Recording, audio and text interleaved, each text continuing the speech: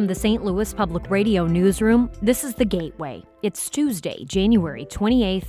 I'm Abby Larico. The town of New Madrid is known for the nearby fault line that is projected to someday be the epicenter of a major earthquake. But residents there say there's a much bigger and more pressing problem. Well, you can see it up and down Main Street. The economic seismic event that is still giving off financial aftershocks in New Madrid, coming up after this news on The Gateway. A Missouri Senate committee on Monday heard testimony over a pair of bills related to illegal immigration. St. Louis Public Radio's Sarah Kellogg reports on the legislation, as well as the public's reaction to the bills.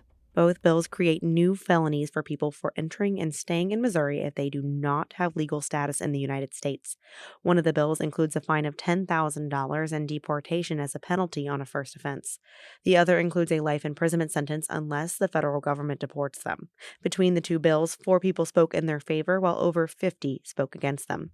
Ara Velasquez spoke against the first piece of legislation. If this bill was to continue further than an idea, it would destroy the safety of anyone that looks different.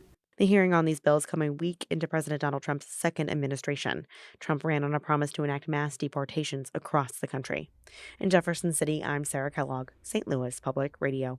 Also in the State House, Missouri lawmakers are again considering legislation that would help local governments test for radioactive waste.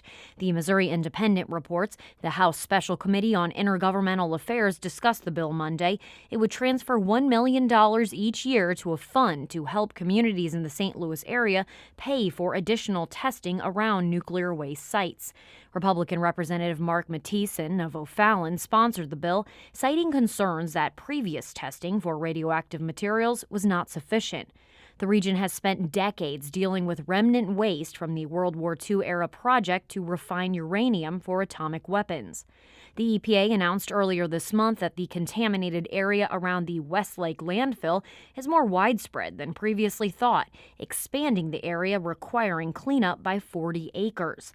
The Missouri Department of Natural Resources is also asking the EPA to look into possible radioactive material at the nearby Bridgeton landfill. Members of the House Emerging Issues Committee discussed a bill Monday that would regulate and tax electronic gambling terminals. Similar efforts have failed several times in recent years. St. Louis Public Radio's Evie Lewis reports on this bill's initial hearing. House Bill 970 is the latest of several attempts to address the machines, known as video lottery terminals. They are often found in places such as bars and convenience stores. While supporters say passing the bill would bring clarity to a legal gray area and increase revenue to the state, opponents argue against expanding gambling in Missouri. Timothy Faber was one of several who testified in opposition to the bill. That's like saying to the drug dealers, well, they're out there anyway, we may as well capture some of the revenue from a drug dealer. Some representatives also objected to language in the bill that would keep municipalities from imposing their own bans or regulations on VLTs for the first year. In Jefferson City, I'm Evie Lewis, St. Louis Public Radio. Missouri Governor Mike Kehoe is slated to give his first State of the State address this afternoon. The GOP chief executive will speak at 3 p.m. today to a joint session of the Missouri General Assembly. He's slated to lay out his policy agenda to state legislators, as well as aspects of his budget proposal. Missouri is not expected to have as robust revenues for the upcoming fiscal year compared to 2023 or 2024, and that may mean Kehoe may ask lawmakers to scale back on programs or reduce spending for key state governmental agencies. St. Louis on the Air host Elaine Cha will host live coverage of Kehoe's State of the State address starting at 3 p.m. on St. Louis Public Radio. Illinois lawmakers are heading back to Springfield today to start the rest of a challenging legislative session, as Alex Degman reports. They got sworn in about 3 weeks ago, but spent most of January back in their districts. Today will be the first time they've convened since President Donald Trump was sworn into his second term. Majority Democrats say the state's already positioned well against Trump. They've shored up policies covering immigration and reproductive health rights, for example, but it's too early to tell what else they should do. They're also staring down a more than $3 billion budget shortfall, and that could get worse as lawmakers worry about the needs of state employee pensions and potential cuts at the federal level. I'm Alex Degman. A former St. Louis County jail director, credited with bringing stability to the facility, has been appointed interim commissioner of corrections for the city of St. Louis. St. Louis Public Radio's Lucretia Wembley has more. St. Louis Mayor Tashara Jones announced that Doug Burris has been hired to temporarily serve as commissioner of the city jail after Jennifer Clemens Abdullah was fired last month. The city initially hired Burris as a contractor in early December to assess and recommend fixes to the St. Louis City Justice Center, where at least 18 detainees have died since 2020. Burris says he was nervous about taking the job, but believes he can help to improve conditions. Well, I talked to attorneys that are suing the jail who gave me great information on how it better jail. And I think that we are on the verge of some great things that are going to happen. Burris says the city jail needs more staff and better operations, policies, and procedures. I'm Lucretia Wembley, St. Louis Public Radio. Real estate experts say renting may be better than buying this year as the Midwest housing market remains hot. Increasing home prices and high interest rates have made it challenging for potential home buyers, but rental prices in the Midwest remain relatively low. The median rent for a two-bedroom apartment across the cities of St. Louis, Kansas City, Omaha, and Des Moines is $1,450 a month, according to Realtor.com. Analyst Joel Berners says prospective buyers should consider renting for now. The market in the Midwest is picking up because of how affordable it is. And so that's kind of a double-edged sword, right? It's affordable, so people want to buy it, and that drives prices up, and then it's not affordable again. Berner says he expects Midwest's rents to hold steady for the year.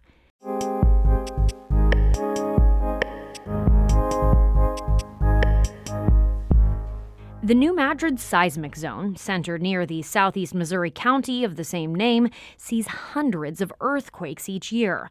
In the 1800s, months of earthquakes caused destruction that would be catastrophic today. Experts say there's a 25 to 40% chance of a big one in the next 50 years.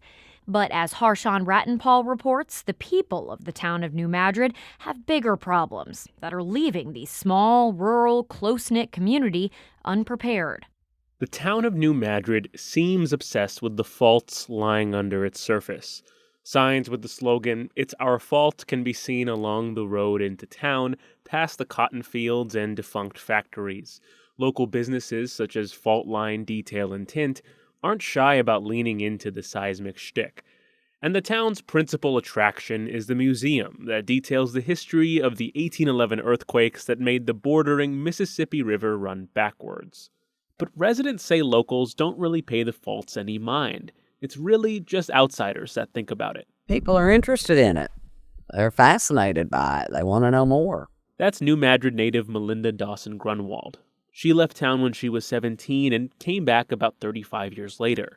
When she returned, she found the tight-knit community she remembered, but also felt like she'd returned to a town that time has left behind.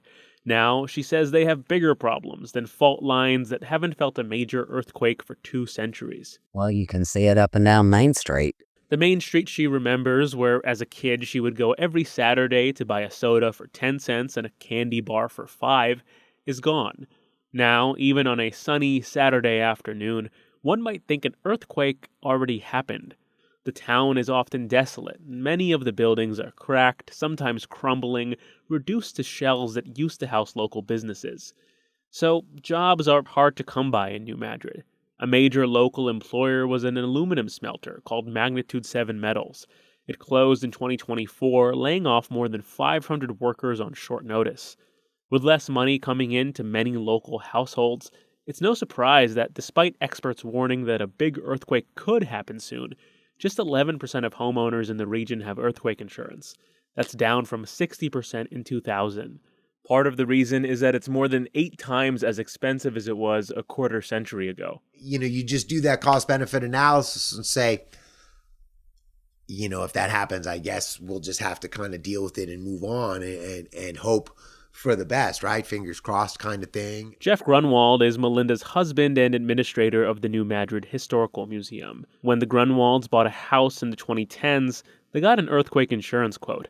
But after paying for must-haves such as health or flood insurance, it just wasn't in the budget. The New Madrid Country Club is a small, inviting building with cheap food a few streets away from Main Street. Members of the New Madrid County Ambulance District are finishing up their lunch, including Director Patrick Garrison. They just spent weeks dealing with a natural disaster. But it wasn't some fated earthquake in Missouri's boot heel. It was hundreds of miles away in Florida, where they drove to assist victims of Hurricanes Milton and Helene. There might be a day in time where there's a major earthquake here in New Madrid County where we're going to need some assistance. So while we have resources and equipment available, let's go ahead and send them down and provide those resources to their local community in Florida, because you never know, we might need the help here one day. Like most of the folks in New Madrid, they're focused on the present, and the danger under their feet does little to slow them down. I'm Harshawn Ratanpal. That story comes to us from member station KBIA in Columbia. The Gateway is a production of St. Louis Public Radio, a listener-supported service of the University of Missouri St. Louis. The music is by Ryan McNeely of Adult Fur. I'm Abby Larico, and from the St. Louis Public Radio newsroom, this has been The Gateway.